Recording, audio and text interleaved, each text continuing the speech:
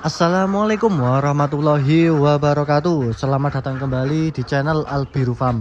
Oke rekan-rekan, jadi pada video kali ini ya saya akan berbagi pengalaman mengenai perbandingan antara pakan basah dan pakan kering itu nanti lebih baik mana ya. Dan yang saya rekomendasikan itu apa? Nah, akan coba saya jelaskan ya pada video kali ini. Namun sebelum itu, bagi rekan-rekan semua ya yang baru menemukan channel ini, silahkan di subscribe dulu channel ini ya, agar semakin berkembang. Dan juga jangan di skip ya video ini, simak terus baik-baik agar mampu paham terhadap apa yang saya sampaikan. Oke rekan-rekan, langsung saja ya. Jadi sebenarnya untuk bebek petelur ini bisa dua opsi pilihan pakan ya, yaitu pakan sistem kering dan pakan sistem basah. Apa yang dimaksud pakan sistem kering? Pakan yang dimaksud dengan sistem kering itu adalah pakan yang tidak ada campuran air ya, jadi pakan itu full kering diberikan ke bebek. Nah, selanjutnya yang untuk pakan basah itu pakan yang ditambahkan dengan tambahan air ya. Jadi bentuk pakannya itu semi-semi basah ya, tidak terlalu basah tetapi ya jemek seperti itu rekan-rekan ya. Kalau di sini menyebutnya pakan mamel semi basah. Nah, selanjutnya mana yang lebih bagus ya antara pakan kering dan pakan basah? Sebenarnya dua sistem pemberian pakan ini ada kelebihan dan kelemahannya masing-masing ya rekan-rekan. Tergantung kita sebagai peternak ya.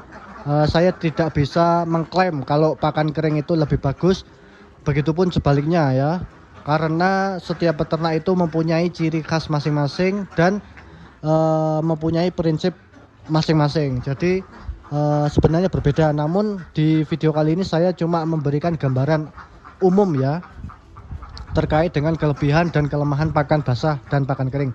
Oke, untuk pakan kering ya, kelebihannya itu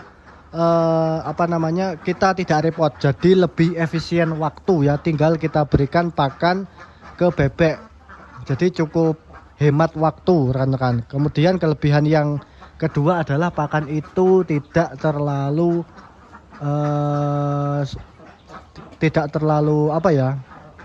bebek itu tidak terlalu banyak makannya ya, jadi cukup irit. Itu kalau pengalaman pribadi saya ya, karena saya juga pernah memberikan pakan basah, pernah memberikan pakan kering. Jadi kalau saya total itu lebih irit pakan kering. Itu kelebihan yang kedua. Kemudian kelebihan yang ketiga itu tidak gampang basi. Nah, jadi otomatis jika pakan kering itu nanti tidak akan mudah basi rekan-rekan ya. Itu kelebihannya. Kemudian kelemahannya, biasanya memang pakan kering itu kalau kita membeli pakan-pakan bentuk pelet itu lebih mahal dibandingkan dengan kita kalau mencampur pakan sendiri ya. Seperti ini contohnya ya. Saya menggunakan pakan jadi yang berbentuk pelet ya. Kan ini full kering, tapi lebih mahal dibandingkan dengan pakan-pakan campuran, misalkan campuran konsentrat dan dedak, itu nanti ketemu per kilonya itu lebih murah rekan-rekan. Seperti ini ya, agak lebih mahal sedikit, itu kelemahannya ya. Kemudian kelemahan yang kedua itu pakan itu sering tercecer rekan-rekan. Kalau tempat pakannya itu kecil, itu gampang tercecer. Contohnya seperti ini ya. Nah, jadi saya mengantisipasinya dengan ada ember di bawahnya ini, agar pakan-pakan yang tercecer itu tidak kotor, sehingga bebek itu tetap bisa memakannya. Seperti itu rekan-rekan kelemahannya. Itu ya kelemahan paling utama pakan kering. Kemudian untuk pakan basah itu ada juga kelebihan dan kelemahannya ya. Kelebihan pakan basah itu yang pertama adalah pakan basah lebih cepat menyerap ke tubuh bebek ya, karena pakan basah otomatis bebek itu memakannya lebih mudah, lebih enak ya, dan nanti otomatis nafsu makannya juga lumayan tinggi ya. Tapi nanti proses pencernaan bebek itu jadi lebih cepat. Artinya kalau pencernaannya cepat, nanti nutrisi yang ada dalam tubuh itu lebih bagus ya rekan-rekan. Ya seperti kita kalau makan nasi ditambah dengan kuah lah, jadi lebih cepat makannya, lebih enak lah untuk pencernaan, seperti itu rekan-rekan. Kemudian kelebihan yang kedua itu ya tadi ya sudah saya jelaskan, lebih murah dibandingkan dengan pakan-pakan jadi yang berbentuk pelet.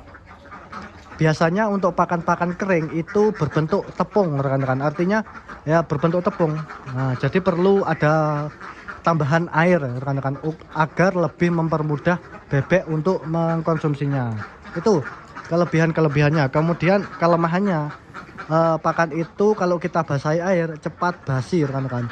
Artinya saya sudah pernah mencoba pakan saya berikan 1 kali sehari, itu nanti sorenya itu sudah berbau tidak enak, pakan basah ya.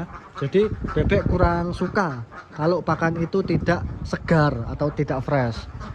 Berbeda dengan kalau kita memberikan pakan berbentuk pelet yang kering seperti ini, itu kita kasih makan 1 kali sehari saja sudah cukup dan bisa ya. Bebek tetap bisa memakan pakan seperti ini ya. Kalau pakan yang semi basah itu kita harus memberikan ekstra waktu ya. Biasanya dalam 1 hari itu pagi dan sore harus kita berikan 2 kali. Terus untuk membasahi pakan juga harus lebih banyak waktu. Seperti itu rekan-rekan kelemahannya ya. Kemudian kelemahan yang kedua itu kalau pakan basah itu tercecer ataupun terkena bebek-bebek lain, itu nanti bebek yang lain itu akan menyosori bulu-bulu temannya yang sudah menempel pakan rekan-rekan, seperti itu ya. Jadi nanti akan lebih cepat bebek itu rontok bulu, karena yaitu kalau istilahnya di sini itu kanibalisme. Nah ya, jadi lumayan resikonya lumayan tinggi kalau kita menggunakan pakan semi basah. Namun kita tetap bisa mengantisipasinya ya rekan-rekan, dengan manajemen pemberian pakan yang tepat dan porsi pakan yang tepat, seperti itu rekan-rekan.